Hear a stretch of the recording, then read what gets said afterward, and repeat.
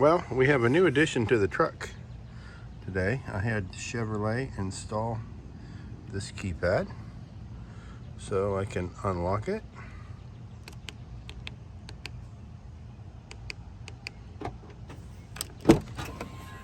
And get in without my key in case I'm somewhere else and my keys are inside the house. Then I can just lock it like this. I can also unlock it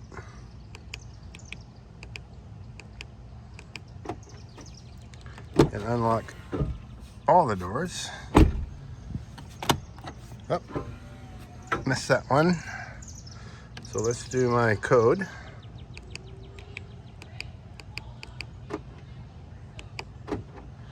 Once I hit the last digit of the code in, it will unlock everything. So, just a small new addition is the Chevy keypad, sold by Chevrolet, and I kind of like it. If I walk out of the office or my house and I don't have my keys on me, I can always unlock the door to get into it.